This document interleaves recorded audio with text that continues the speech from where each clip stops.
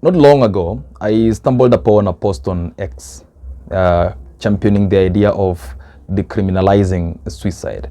I got intrigued by the perspective, so I delved into research about the issue, and I intend to share my insights and key findings from the investigations. The issue of suicide represents the culmination of unresolved internal and mental turmoil within an individual.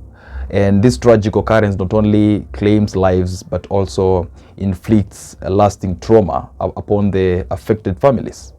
This phenomenon also is viewed both culturally and medically, and I'm interested in the African cultural view of this issue. In numerous African communities, suicide is often regarded as a curse, and it's associated with evil spirits.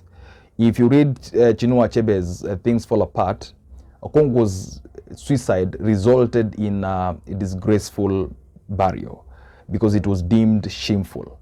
Yeah, and various communities believe that only bewitched people can take away their own lives.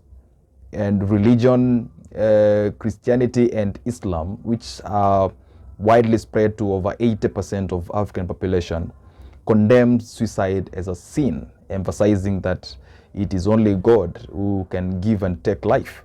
So such beliefs and misconceptions have fostered a stigmatization of suicide. So where did the criminalization of suicide come from? In Kenya, stipulated in section 226 of the Penal Code, attempting suicide is categorized as a misdemeanor, and it's subject to 2-year prison sentence, a fine, or both. This law is often seen as a legacy of the colonial rule in Kenya, while globally, over 20 countries still consider suicide as a criminal offense, with some of these laws dating as back to 160 years. And when we wonder why was suicide criminalized, I think this was aimed to deter people from contemplating suicide. Nevertheless, with the passage of time, it has proven ineffective in addressing the global mental health crisis or reducing suicide rates. In fact, the grim reality is that over 700,000 lives are lost every year to suicide. Yeah. So there has been also an impact of the criminalization of suicide, which has majorly been, it has hindered our ability to address mental health issues effectively. Treating suicide as a crime unjustly discriminates against those who are struggling with internal pain and in desperate need of support. Also, such an approach is a strategy of escapism by the society, by evading the responsibility and labeling victims as offenders, rather than fostering an environment of compassion and psychological assistance. Will decriminalizing suicide actually end it? I don't think so, because eliminating the law won't instantaneously eradicate mental health disorders, but it represents a crucial stride in fostering a conducive atmosphere for addressing these challenges.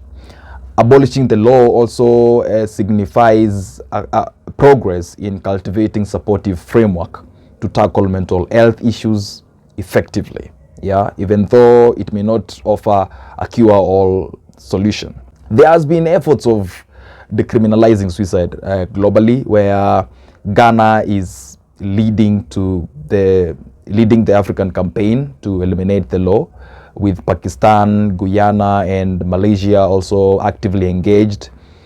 Petitions challenging the law are also underway in Kenya and in Uganda. And actually, the UN group of small island developing states stands firmly behind these efforts. So there has also been ongoing discussions in Nigeria and Bangladesh, and this is just a fuel to the global movement for change. Why is it important to abolish this law? I contend that the current legislation has proven inadequate and ineffective to tackle the pressing issues surrounding suicide and mental health. Eliminating this law will grant individuals greater access to vital mental health care, support and assistance.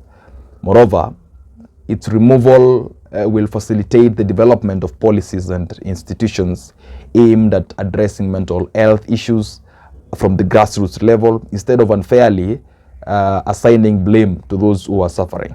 Yeah. So despite the prevailing cultural beliefs and perceptions, it's also imperative to liberate ourselves and take action to safeguard our society and our people. So then, what do we need to do? Firstly, we need to eliminate the law criminalizing suicide. Secondly, comprehensive policies should be established to foster mental health care and support across all aspects of life in our country. Additionally, increased resources must be allocated to mental health care.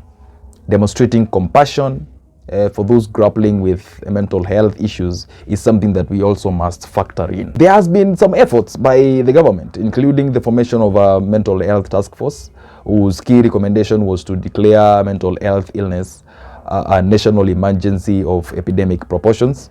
But more needs to be done and implemented to rescue our people.